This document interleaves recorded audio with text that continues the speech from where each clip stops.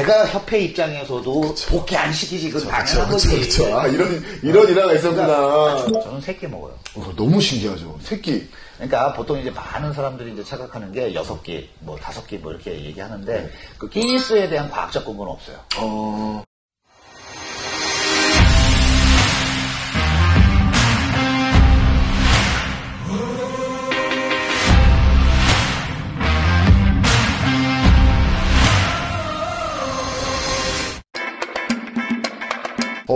그 김준승 같은 경우에는 대법 시절도 있었고, 최천 시절도 있으셨고, 그리고 나바대도 있으셨고, 그리고 IFB 프로 시절도 있었는데, 궁금한 거는, 이게 질문드려도 되나? 약간 삶의 수준이 대법 그 도장 시절과, 그리고 나바 사설대회 스포트라이트를 딱 받았을 그 시절과, IFB 프로 됐을 때 그 차이점이 얼마나 있을까요? 굉장히 많았죠. 쉽게 얘기하면, 네. 대보협 시절은 실업팀의 급여를 받았어요. 월급처럼? 그쵸, 월급처럼. 그래서 그게 이제 안정적인 월급이었기 때문에, 네. 뭐, 운동만 하면 월급을 받는. 뭐 지금 말하자면 이제 전국체전 선수들의 네. 그 생활과 똑같죠. 그러니까 당시 근데 저는 그때 그 코치 아카데미 프로그램에 또 강사 활동을 했었기 때문에, 네. 그 코치 아카데미 강사로서의 강사료도 받았었고, 그러니까 그런 부분에서 생활 부분에 있어서는 뭐 제가 그 시절 때 제가 이제 결혼하기 전에 시절이었으니까 네. 그 시절에 저축을 잘해서 저축을 잘해서 저축을 잘하셔야 돼. 이게 재테크를 잘하셔야지. 돈을 버는 것도 중요하지만 제일 중요한 게 재테크를 잘하셔야 돼. 얼마나 잘 쓰는지가 정말. 네. 그래서 이제 그런 그 상황에서 또 재테크를 하고 그 다음 결혼을 할 때 저는 집을 사서 결혼을 했으니까. 자가로. 자가로. 전 사실 뭐 제가 그 부모님한테 네. 결혼할 때 단 10원도 그 도움을 받지 않았어요. 그때 나이가 어떻게 됐어요?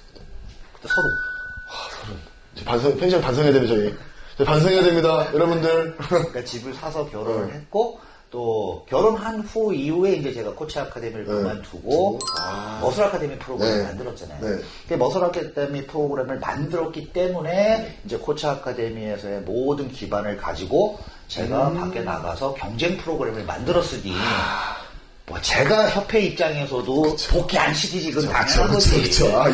이런 일화가 있었구나. 그러니까 저는 내가 열심히 운동 지도를 했는데 내 클럽이 바로 여기 길 앞에 있는데 바로 옆에다가 아니면 길 건너에다가 그쵸. 준호 헬스클럽에서 또 차린 거 똑같은 거예요. 그러니 얼마나 뭐 대보협 입장에서는 또 한편으로 어떻게 굉장히 또 소통을 그 당시에는 그게 있으셨어요? 차린 이유가 있으셨어요? 근데 이제 그 만들음으로 인해서 좀 더 저는 과거에 제가 뭐 실업팀 그리고 뭐 머슬 아카데미, 코치 아카데미에서 이렇게 하는 그 경제적인 부분보다 훨씬 더 많은 걸 얻었어요. 왜? 내 스스로 내가 직접 운영하는 그런 프로그램이었었고 모든 책임을 제가 져야 되잖아요. 그쵸. 그러니까 더 열심히 해야 되거든요. 그래서 운동도 더 열심히 했어요. 왜? 그 머슬 아카데미를 잘 운영해서 좀 더 좋은 환경, 그리고 내가, 사람들은 또 이런 게 있잖아요. 어떤 조직 또는 소속에 있다가 밖에 나가면 그 소속에 남아있는 사람들은 저 사람이 과연 나가서 잘 될까 안 될까라는 어떤 그런 기대도 있지만 한편으로는 시기질투도 해요. 근데 잘 되면 거 봐라. 잘 될 줄 알았다. 이렇게 얘기하는 거죠. 만약에 이제 반대인 경우에는 또 거부를 잘하라. 근데 이런 케이스가 대부분이기 때문에 저는 보여지는 어떤 그런 부분에서 좋은 쪽을 보여줘야지. 만약에 나쁜 쪽을 보여주면 모든 그 다른 뭐 시기질투하는 사람들이 그런 사람들은 뭐 어떻게 보면 뭐 가식거리밖에 안 되는 거니까. 그거보다 좀 더 좋은 모습을 보여주려고 했으니까. 그래서 최선 다했고 또 그들과 교육생들과 함께 더 열심히 생활했던 것 같아요. 쉽게 얘기하면 처음에 집을 샀을 때 뭐 그 집하고 근데는 일반 빌라를 샀으니까. 근데 제가 코치 아카데미를 머슬 아카데미를 어떻게 뻔했습니다. 제가 경제 활동을 더 열심히 했을 때는 아파트를 구입했으니까.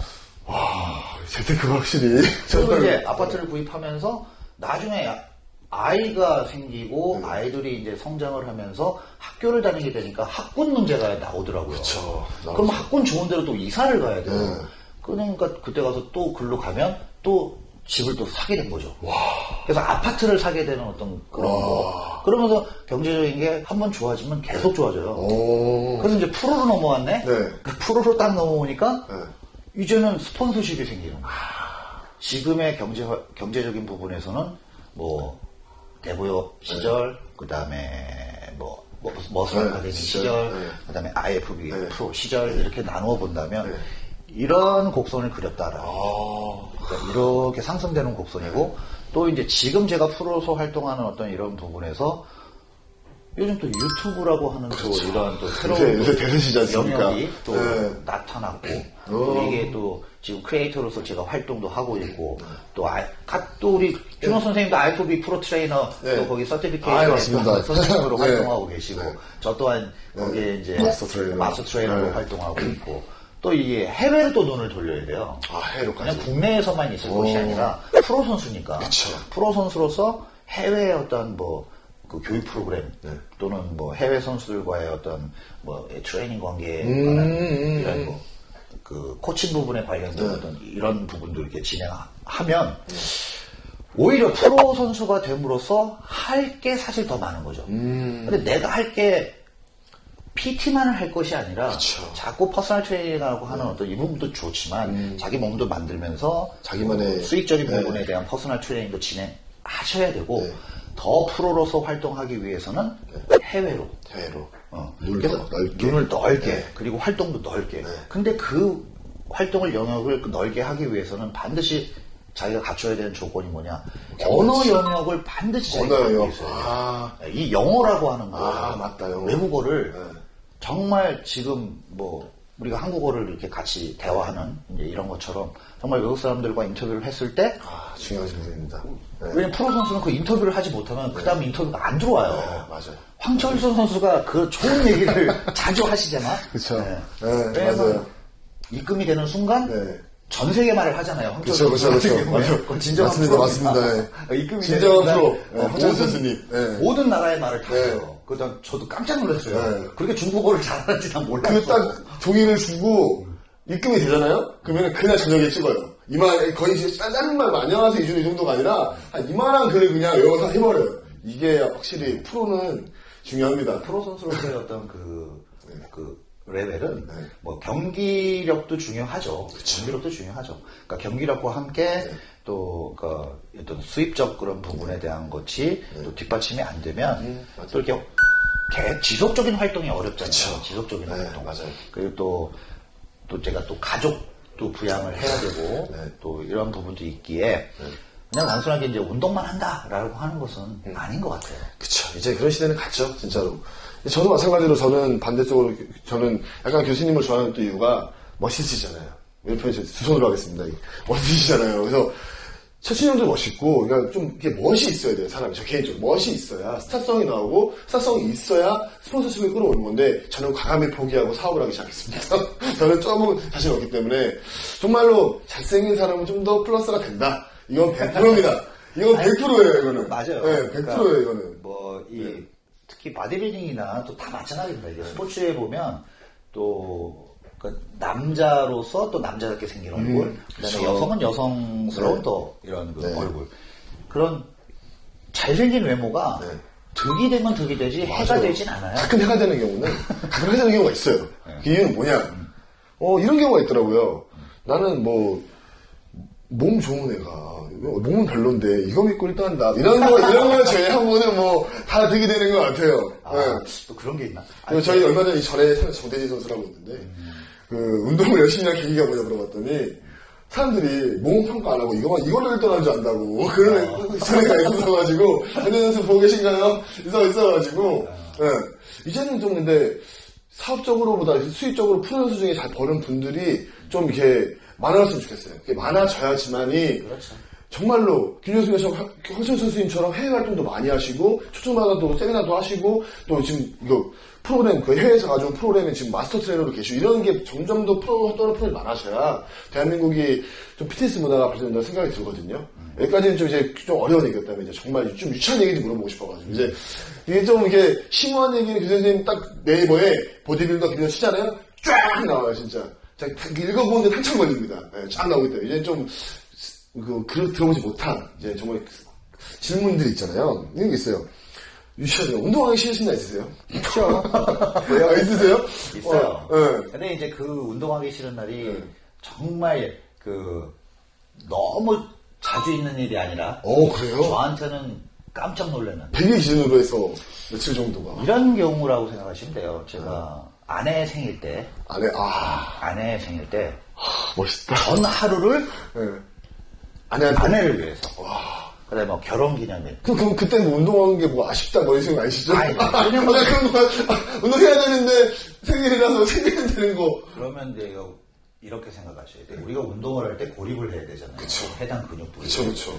근데 자꾸 이제 그렇게 생활을 하면 인생이 고립돼요. 계속 고립만 시키면 고립된다. 내가 운동할 때 근육을 고립시키랬지 언제 인생을 고립시키라고 그랬니? 라고 이제 우리 제자들한테 얘기를 해줍니다. 어떤 저 선생님 운동을 위해서 여자친구가 헤어졌습니다. 이런 친구들이 있어요. 그래서 아니 그게 말이 되냐? 내가 언제 너에게 운동을 할 때 근육을 고립시키라고 그랬지 인생을 고립시키라고 그랬니? 그 말뜻을 잘 이해를 못해요. 지금 현재는 왜? 누우면 원판이 굴러다니는데 그쵸. 우리 당구 좋아하면 그쵸. 칠판이 막 보이잖아요. 그런 것처럼 네. 그 친구는 지금 이렇게 잠자려고 누우면 원판이 보인대요. 바벨이 막 올라갔다 내려갔다 그러고. 그래서 좀 조언을 좀 많이 해줘야 되는 그런 친구가 한 명 있어. 그러면 정말 운동하기 싫으신 그날 제외하고는 형수님의 결혼 기념을 제외하고 자녀들 생일을 제외하고 이렇게 약간 딱 하기 싫은 날 그런 날은 거의 없어요. 와, 그러니까 멋있다. 특별한 어떤 날, 예를 들어 우리가 크리스마스 때. 네. 크리스마스 무슨 날? 하찮은 날. 그렇죠. 1999년 네. 마지막 12월 30일이에요. 네. 그럼 2000년이 딱 되는 밀레니엄 시대가 딱 날. 되는 날. 그 마지막 날 뭐 했어? 나 다리 운동하러 왔는데. 저 가슴 운동하고 왔는데. 그러면 내일 첫날인데 멋있다. 첫날이니까 운동해야지. 그때 저 페이스북 라이브 방송했어요. 와.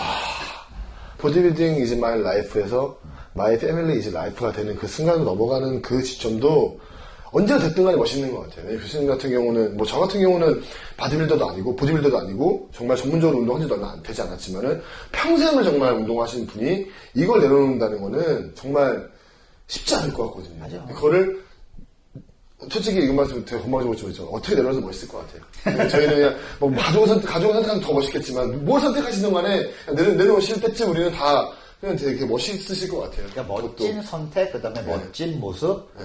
그 멋진 은퇴의 모습, 이런 것들을 보여줄 수 있는 그런 또 기회가 오겠죠. 교수님 나이 때 운동 하시면서 되게 이런 멋있는 분도 계시지만 어떻게 보면 되게 꼰대라는 얘기도 많이 듣는 되게 많아요. 근데 교수님은 한 번도 그런 얘기 적은 적 없으시고, 없으실 거지만은 되게 멋있으세요. 그런 모습이 아예 없고. 이런 모습이. 그게 환경의 문제인 것 같아요. 왜냐면 전 맨날 헬스클럽에 오잖아.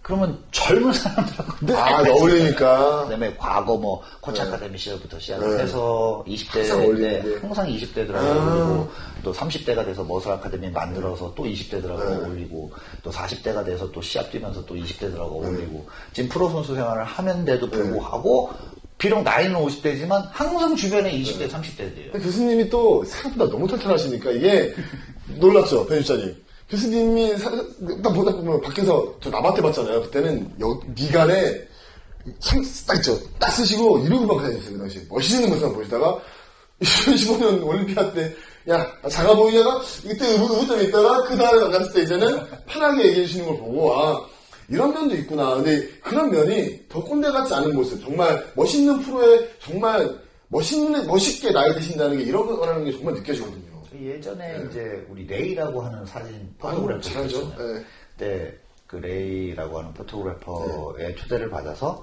그때 한번 여기 카페 같은 데 모여서 그 사진 이렇게 서로 의견 나누는 그런 때 있었어요. 그때 저희 있었죠. 같이 갔었는데 있었죠. 그때 이제 거기 오신 분들을 한 분 한 분씩 소개하는 역할을 우리 제가 선생님이 하셨어요. 제가 했습니다.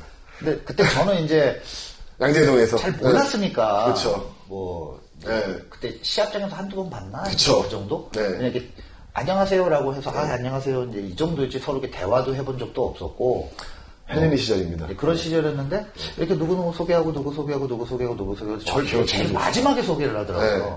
그래서 이 친구가 그리고 또 이렇게 들어보는데 너무 그 MC를 잘 본다고 얘기를 해야 되나? 굉장히 한 분 한 분을 소개하는데 뭐 이렇게 특징을 얘기하면서 굉장히 아주 달변을 이렇게 하셨었다고. 그래서 어떻게 보면 그 누군가를 이렇게 소개하고 이렇게 하나의 이렇게 리더로서 이렇게 쭉 끌어가는 어떤 그런 모습을 보여준 거잖아요. 네. 그 쉽지 않은 거거든, 사실. 그때 어릴 때여가지고. 근데 그 나이 때도 불구하지만 그 나이에 맞지 않는 아주 그런 섬세함과 아주 그 분위기를 이렇게 다 이끌어가는 그런 모습을 제가 거기서 봤었거든요. 근데 감히 누가 소개를 했어도 교수님은 완타 받으면 아스트예요. 누가 소개를 했어도 제일 처음에 소개하든지, 제일 처음에 소개하는 이유는 교수님 개판이 있으셔서 나중에 가야 된다고 하시면은 처음에 소개를 하고 항상 아스트. 소개를 해야죠. 그게 맞는 거죠. 그래서 좀 마지막에 소개하면서 다 이렇게 기억력 해주시더라고요. 그래서 굉장히 저는 그걸 센스 있게 본 거예요. 굉장히 뭔가를 아는구나. 이제 그때부터 이제 뭔가 이제 같은 준호로서 준호가 탄생하기 마음속으로 이름값 하는구나. 느꼈던 거죠. 저는 진짜 김 교수님 이름 때문에 전 돈 많이 봤어요. 진짜로. 뭐 이름 가끔씩 이제 또 머슬 아카데미 제가 운동할 때도 준호라는 이름이 많았어요. 많죠. 그래서 막 이렇게 운동시키고 그랬을 때 이렇게 운동 못하고 그러면 야, 너 어떻게 이름값 못하면 안 되지 뭐 이렇게 뭐 이야기를 하고 그랬었는데 어저께 선배님 전화드렸는데 선배님 저 저런다니까 어떤 준호예요? 준호가 너무 많아서 이름 못 봤네. 네. 그래서 우리나라 최초의 이제 그 맨스피직 프로라고 하는 타이틀로 갖고 있고 그러니까 또 그 이름 빛날 수 있도록 이제 프로로서 이제 활동 같이 해서 뭐 이제 같은 프로쇼에 저는 무대에서 제 꿈입니다. 가장 근거리에 있는 대회가 이제 몬스터진 프로쇼니까 그렇죠. 제가 열심히 준비하셔가지고 8월 24일 날 22, 23 8월 22, 23일 날 교수님과 함께 첫 제 프로 데뷔전이고 교수님과 같은 무대에 설 수 있는 기회라서 열심히 준비할 테니까 많은 응원해 주셔야 됩니다. 네, 저도 많이 응원해 주세요. 같이 준호 같이 응원해 주시고요. 그리고 되게 일반적인 바디빌딩 식단 뭐 되게 많잖아요. 뭐 하루 4끼 먹어라, 뭐 5끼 먹어라, 탄수화물 뭐 먹어라. 근데 김준호 선생님만의 식단이 있다고 하시면은 저는 3끼 먹어요.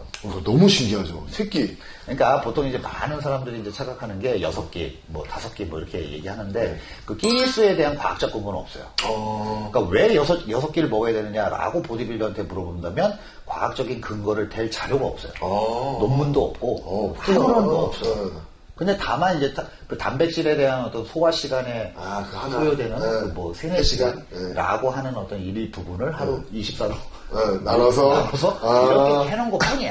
그래서 이제 그런 부분에 대한 거, 그러니까 그렇게 사료가 된다라는 거죠, 저도. 그쵸. 그렇기 때문에 어떤 과학적 근거도 없고, 그리고 이제 우리 몸이라고 하는 어떤 그 몸, 신체 자체가 신진대사라는 게 있잖아요. 이 신진대사라는 게 보디빌딩을 하고 있어서 내가 근육이 많다? 그래서 내 그 많은 근육 때문에 나는 뭐 기초대사가 높다? 말도 안 되는 소리예요. 실질적으로 근육이 뭐 우리 몸에 차지하고 있는 비율은 높지만 그 많은 양의 근육이 소비하는 열량은 그렇게 높지가 거의 않아요. 똑같죠. 높지가 않아요. 오히려 뭐 적은 그 무게의 뭐 간이라든지 뭐 이 신장이라든지 또는 심장이라든지 이런 뇌라든지 이런 기관들이 사실 더 에너지를 많이 사용하는 거지. 사실 우리가 뭐 간 큰 사람 해봐야 1.5kg밖에 안 되거든요. 간이 좀 큽니다. 간 커봐야. 제가 간이 좀 큽니다. 보통 1에서 1.5kg. 없어가지고. 이 정도밖에 안 되는데 이런 1에서 1.5kg밖에 안 되는 간이 기초대사가 400칼로리가 넘어요. 와, 하루 총 칼로리 중에서? 그렇죠. 와. 신진대사가 오고. 근데 실질적으로 우리 근육이 우리 몸에는 28kg나 있다고. 그렇죠. 근데 그 28kg가 쓰는 하루 총 에너지가 400kcal밖에 안 된다. 똑같구나. 거의 비슷해요. 그러니까 1kg나 1.5kg가 쓰는 400kcal하고 28kg가 쓰는 400kcal가 어떻게 같아. 그쵸. 그래서 우리가 실질적으로 뭐 근육량이 들면 뭐 대체가 올라간다. 기초대가 그 말도 안 되는 거짓말이지. 그러니까 실질적으로 많이 먹는다? 많이 먹을 의미가 없는 거예요. 왜 6끼 먹는지. 그래갖고 나중에 살 빼는 데만 고생하지. 체중 빼는 데만. 그래서 저 3끼 먹어요. 3끼. 3끼에 주로 저는 알고 있지만 저는 어떻게 드시는지 그러니까 아침, 점심, 저녁 잘 먹으면 되고. 잘 드시고. 다만 이제 그 아침, 점심, 저녁을 먹을 때 그 단백질 식사 꼭 할 수 있게. 단백질 위주로. 그 다음에 이제 두 끼는 저는 보디빌딩 식사를 꼭 하고, 한 끼는 그냥 일반식. 근데 일반식도 이제 집에서 먹는 일반식이지, 뭐 밖에서 사 먹는 그런 일반식은 아니죠. 전 너무 부럽습니다. 그 사모님께서 또. 이제 뭐 아내에 대한 얘기를 하면 뭐 구구장창 한 2시간은 얘기할 수 있는데. 제가 알기로는 48시간도 얘기하신다는 얘기가 있어가지고. 보디빌딩 성공할 수 있는 가장 기본은 그 아내의 역할이 커요. 제일 커요. 이 얘기는 좀 이따 나중에 한 번 더 들어보도록. 얘기하면 제 끝도 없을 것 같아서 들어보도록 하고, 되게 유치한 질문이에요. 제 공식 질문이 될 것 같은데, 되게 헬스 하시는 어린이 분들이 어깨는 레이즈냐 프레스에 대한 엄청난 싸움이 있거든요. 아, 그래요? 네. 어깨는 우선 처음에 만들 때 헬린 경우에는 프레스. 그 다음에 이제 디테일을 얻기 위한 스텝으로 넘어갈 때 라테럴. 뭔가 이 질문이 여기로 끝날 것 같은데 다음에 이 질문을 하면 누가 여기 반박을 할 거냐고. 근데 이 질문을 생각해보니까 그렇네. 근데 어쨌든 기초적인 어떤 그런 방법론으로 접근을 한다면 이론적인 접근에서도 양을 얻기 위한 투조인트 운동이 선행된 후 분리 운동인 원조인트가 따라오는 게 기본적인 개념이잖아요.